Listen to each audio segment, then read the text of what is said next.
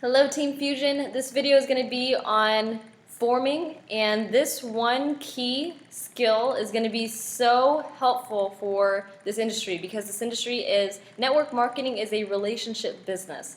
Yes, Kayani is in health and wellness, and yes, we are what we say dealers of hope and things like that, lots of personal development, but really it starts with building relationships with people. When people say, I'm out of leads, how do I generate more leads? I'm like, that's why you're out, it's because you look at them as leads. This team is built solidly off of relationships. When you build rapport with people, they're a lot more receptive to what you have to say. And the common saying is people don't care how much you know until they know how much you care. And so forming makes the recruiting process so much easier, and recruiting actually becomes a lot of fun once you've mastered the skill because you can build instant trust with people once you go by this format. So forming, it stands for family, occupation, recreation, and message. And this is on page 11 of your CSP. It looks like this. And forming really comes in handy when you're about to begin maybe a small meeting, you want to get to know your prospects, or maybe you're out cold marketing. And really this helps because they recruit themselves, because you're revealing what we call signs: strengths, interests, goals, and needs. What are their strengths? Why would they be good for the business? What are their interests? Do they like challenges, right? Or maybe they love working with people. Goals, right? Obviously that's self-explanatory. And needs, how can Kayani help them? Because when you start to push on a need on someone that is not theirs, for example, if someone told me about Kayani saying, you can get free cars, I'd be like, cool. That's not what I'm interested in. But if someone took the few minutes to build a relationship like a professional in this industry, and they find that I am very family oriented and my goal is to retire my parents, if someone told me, hey, if I could show you a way to retire your parents, or maybe if I could show you a way to generate a few extra $1,000s a month, is that something you'd be open to taking a look at? I'd say yes. Versus free car, I'd be like, right? And some of you would be like, Sarah, you're crazy because you love the free cars, and that's cool. Everyone is attracted to something different, but you don't know what it is until you ask. So one of my mentors told me very early on that the person who asks the questions controls the conversation. And it is so true. And when you're aware of that, talking to people becomes a lot of fun because your level of awareness is a little higher. And when you just ask a couple questions, man, people can go on for days. Because a lot of people, they love talking about themselves, and honestly that's a huge advantage for us because they're revealing their signs. And so when you form, it gives you a track to run on to ask effective and pointed questions versus, so how about the weather, right? That doesn't get you anywhere, it's just meaningless banter. Whereas when you ask questions about their family, let's start with F, right? How's your family been? How's your family doing? That question alone opens a lot of people because they don't get that much. And they're like, oh, thanks, my family's doing great. Or maybe they reveal some needs there. It's been kind of tough. Wife just actually got laid off or something like that. Or my kid's sick with XYZ and you have Kayani, right? Something like that. If it's more cold market, do you have kids? Are you married? Right? If you're doing a three-way call with one of your reps prospects and you're trying to get to know them, I form on three-way calls as well to build that relationship before I try and close. Or even invite. Or if they're younger, what do your parents do for work? This gives you a little bit of a background, like do they come from an entrepreneurial family? Are they used to business owners? Or are they used to the 95% lifestyle of employees?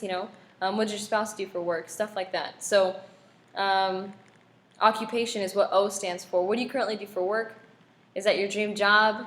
Is that where you see yourself long term? If people don't, what is your dream job? Typically people aren't already working it. So if you ask, well, what is your dream job? A lot of people don't even know because they've never even thought about it because they thought that they were stuck where they are and they didn't have a way out because they haven't heard about Kayani yet, right? But sometimes they won't even know. Well, I don't know. Well, then you just say, okay, well, what are some aspects or characteristics of a dream job? And obviously when you're actively listening, then you're identifying, they say, well, I would like to work from home, or I would like to control my own schedule, or I love working with people, things like that. People say it all the time. And when you have those traits that they just listed, recruiting becomes a breeze. Now, and because it's not your word against theirs, you're just using their words for them, right, that they said. Next is recreation, so leisure activities. What do you do for fun? What do you do in your free time? This is a good way to lead into, so at the bottom it says, in response to these questions, kind of assume that they're living the perfect life, because if you do, they're going to counter it with like, so let's just say someone loves to play golf and you say, wow, that's awesome, you going to play all the time? Or, and they're just like, no, you say the same concept, I bet you get to play like all the time. Do you play every weekend? Because that would be ideal maybe for some people, or that person, that prospect, and they say, heck no, I wish, I have no time though, right? That's a need. Or no, I wish, but it's so expensive, I don't have the money. That's a need as well. Now, if you do, let's see here. Yeah, wow, you must really love that. That's also positively affirming what they do for work, and they're like, no, I actually hate it, right? But when you ask, what do you like most about it, what do you like least about it, you're just feeling out the prospect. And it says at the top here, amateurs vomit on people. Don't vomit on people. Oh, great. Like, as soon as they give you one need, they just take off. Oh, wow, you want to work from home? Well, I have a great opportunity. We can sell vitamins. We save lives. We get free cars. And they're like, you know, don't do that. And forming, sometimes if you have no intent of recruiting, just go out and form people and sharpen that skill. And it's going to be very, very valuable in your business here. So at the very bottom, it says, study people more than you do your product, and you will be unusually successful. Now, I'm not saying don't study the product. Like, obviously, you should know at least a few things about the product, because it's what we do, it's what we share. But we have enough resources. If they want more info, send them KayaniScience.com. Send them a product overview or testimonials. But you don't need to know that. What your job is to connect people with each other and with this business. And the only way to do that is to build those skills, and forming is one of them. So practice forming on people. Oh, one more thing. Don't assume that you already know somebody. I can't tell you how many times I've sat down for maybe like a 2-on-1 or a small table talk PBR for one of my partners, and I find out things about their friends that they didn't even know. And they even mentioned, they're like, whoa, I didn't even know that. It's like, well, because you never asked, right? And so they never found those needs.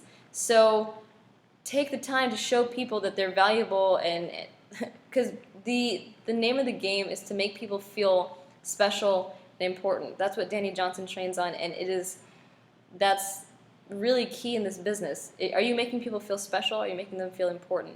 And that comes with like exclusivity and giving them your full attention, and not like texting while you're talking with them. Little things like that, and you're conversing with someone, people feel valued, and then when you want to share something with them, they're much more open because you made them feel significant.